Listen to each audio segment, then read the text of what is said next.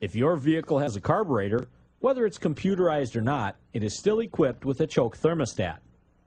Your choke thermostat will most likely resemble one of these and will be located on the side of the carburetor, in which case they are referred to as an integral choke. Or they will be located on the intake or exhaust manifold and connected to the carburetor via linkage, in which case they are referred to as a divorced choke.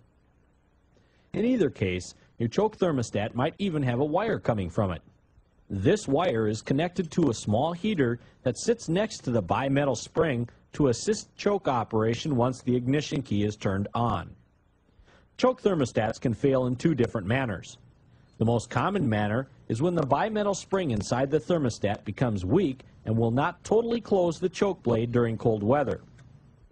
Symptoms of this type of failure include hard starting when cold, or engine stumbles or stalls upon acceleration during the engine warm-up period. The other manner in which a choke thermostat can fail is when it fails to totally open the choke after the engine is fully warm.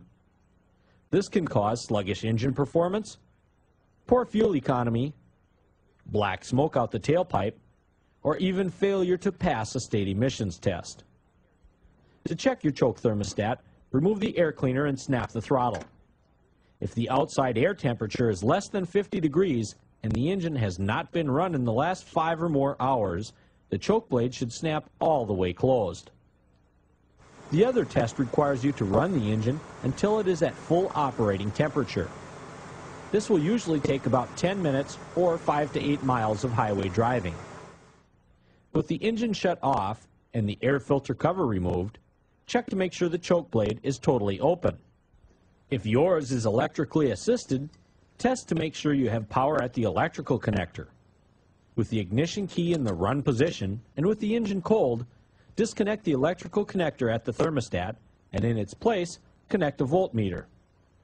Most vehicles require 8 volts or above for proper choke thermostat operation. If voltage is not present at this wire, check for open circuits and repair the electrical wiring before replacing the choke thermostat. The items you may need to replace your choke thermostat include a Phillips or large flat blade screwdriver, a needle nose pliers, a 3/8 drive socket set, and a Haynes manual for your particular vehicle. In most cases, you will have to remove the air cleaner to gain access to the choke thermostat. To replace a divorced choke, first disconnect the linkage rod from the carburetor. Now remove the choke thermostat cover or stove if so equipped, and remove the linkage rod from the thermostat. Remove the mounting screw or bolt and remove the choke thermostat from its mounting position. Compare the new and old thermostats to be sure of proper replacement. Set the new thermostat in position and start the bolt by hand to prevent cross-threading. Tighten the bolt securely once installed. Reattach the linkage rod to the choke thermostat and reinstall the thermostat cover or stove.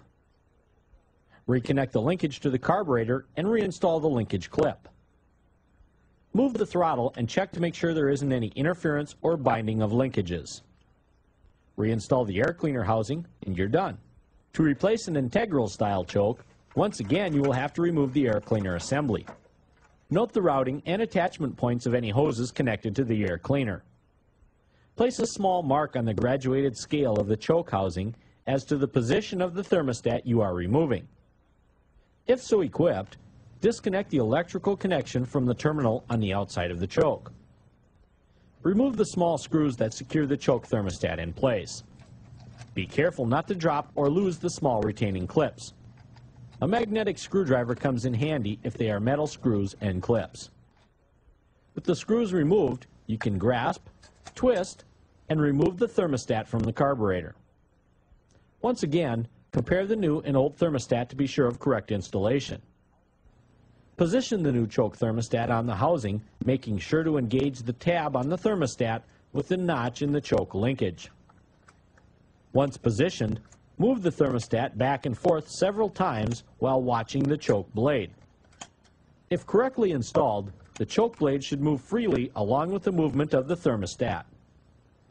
Then, reinstall the retaining screws and ring or clips and gently snug them up. Don't fully tighten them at this point.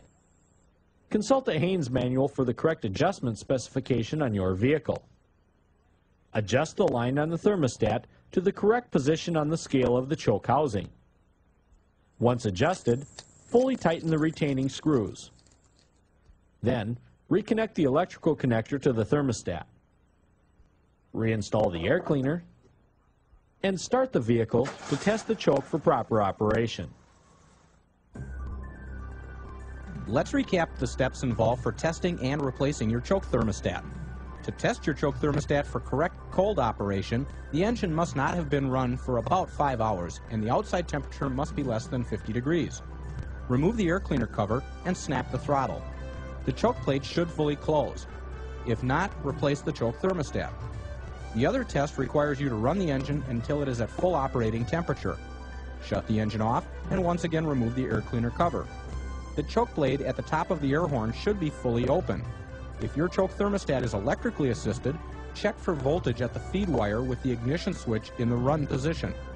Most vehicles require 8 volts or above at the wire for this proper operation. If voltage is not present at this wire, repair the electrical circuit before replacing the choke thermostat. To replace your choke thermostat, in most cases you will have to remove the air cleaner. On divorced chokes, remove the choke stove if so equipped, and remove the mounting screw or bolt that attaches the thermostat to the manifold. Then remove the linkage from where it attaches to the carburetor. Compare the new and old units to be sure of the correct replacement. Carefully reconnect the linkage to the carburetor and reinstall any clips that may have been removed. Reposition the new thermostat in place and reinstall the mounting screw. Reposition the choke stove if removed earlier, or reconnect any electrical connections. Move the throttle and check to make sure there aren't any linkages binding. On integrally mounted chokes, note the position of the choke setting on the graduated scale. Disconnect the electrical connection if so equipped. Remove the small screws that secure the thermostat and remove the thermostat from the housing. Compare the new and old thermostats to be sure of correct replacement. Position the new thermostat on the housing, making sure to engage the tab of the thermostatic spring with the notch on the choke linkage. Reinstall the retaining clips and screws and adjust it as per the instructions in a Haynes manual.